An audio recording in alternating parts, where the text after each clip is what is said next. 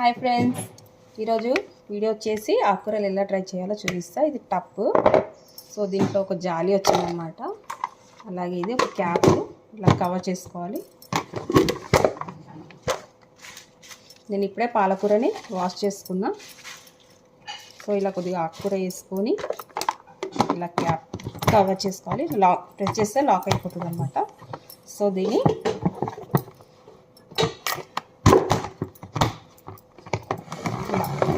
ఇలా రౌండ్గా తిప్పితే ఇక్కడ లోపల ఉన్న జాలీలో నుంచి వాటర్ అంతా సైడ్కి వచ్చేస్తుంది అన్నమాట. ఈ టప్లో అనేది స్టోర్ అవుతుంది.